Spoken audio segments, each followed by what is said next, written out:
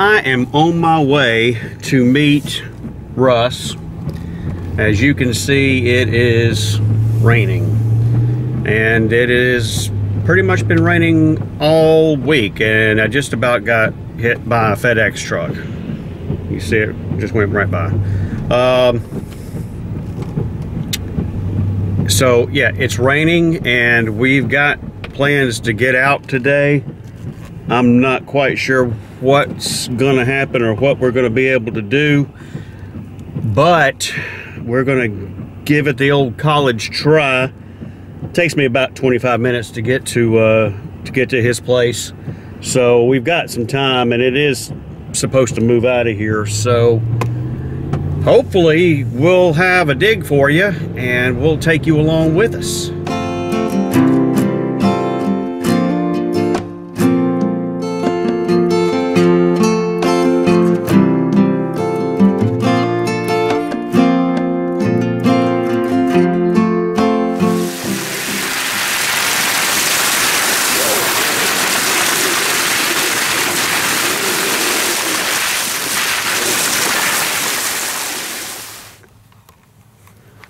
We are at a brand new home site.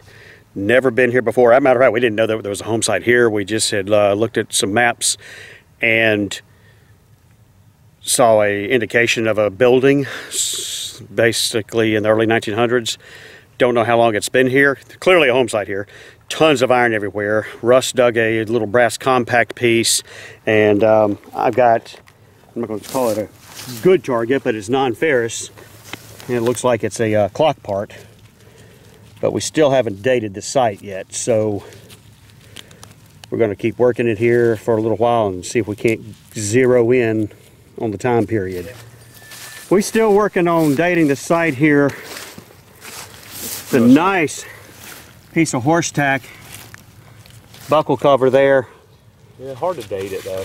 But still don't know where we're at. I mean, those have been around a while, but yeah, so it could be, I mean, we know we're probably at least into the late 1800s for sure, turn of the century, early 1900s, but how old we go, we don't know, but we got to keep digging it.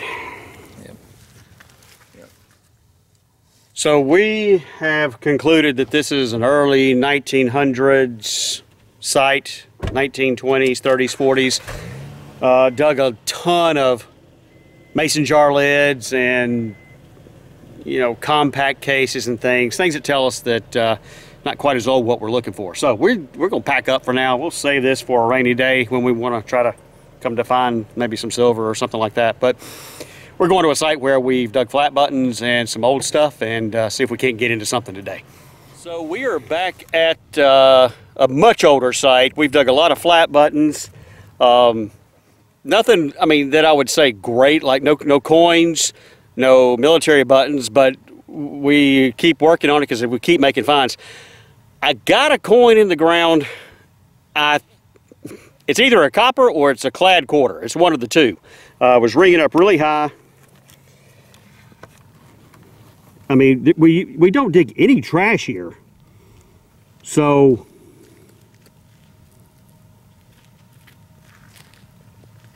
it looks like, what is it? Yeah. So out here where we dig flat buttons, I've got a clad quarter, and it's gone. Where the heck did it go? Oh, there it is. So yeah, in the middle of flat buttons, George Washington. Here's a pretty cool piece.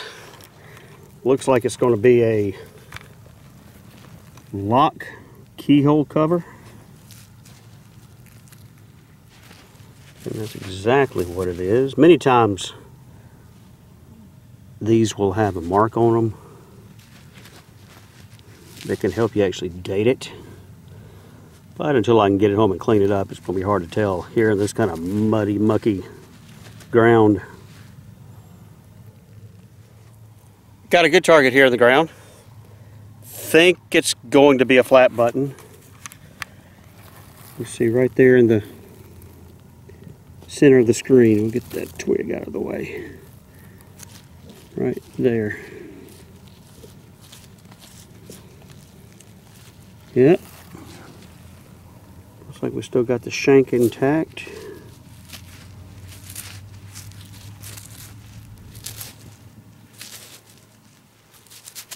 Don't think we got anything on the face of it. Nope, just going to be a plain flat button. But cool. We'll take it. And dadgum. Just look at that little ant. See that ant right there? That thing's biting the fire out of me. Not anymore. Not exactly sure what this is. It's brass. Looks like it was probably, I don't know, maybe part of a pocket watch. Maybe a piece of jewelry. Andre the Giant's wedding ring. It's a big one. Oh, and just a word of caution. When you dig in a cow pasture, you got mud and poop. And when it's been raining for 2 days, it gets a little sloppy. So you got to be a little careful. So.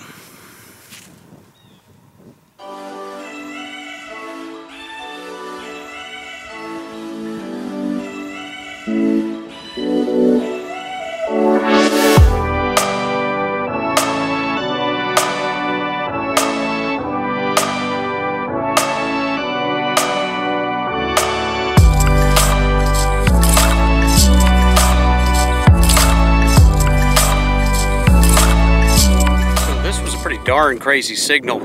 It was ringing good like in the 50s, 60s, and then it would hit like 90 something and grunt like iron. And even though that good tone was in there, I decided to go ahead and pull it out, and even out of the hole it still didn't sound good. Once I got the pinpointer out and started finding it, I got a green disc in the hole. Now again, I'm not sure if it's a button or possibly a coin. My guess is going to be it's a flat button, but you see right there in the middle of the screen, right there, pretty thick. Yep, that's where the shank was, and the face. Rub on the pants there. Don't believe we're going to have anything on it, even though it's a really high quality flat button. Again, that's where the shank was on the back.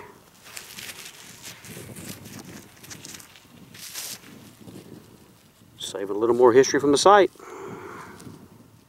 Using the Teknetics T2 Special Edition here with the stock coil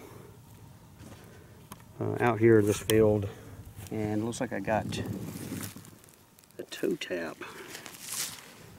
Toe tap would have gone on the front of a shoe, a brogan, a boot, to help cut down on the wear of the shoe, the leather sole. So this would have been on the front end. Heel plate would have gone on the back. A little bent, but that's okay. Target looks like a ox horn cover.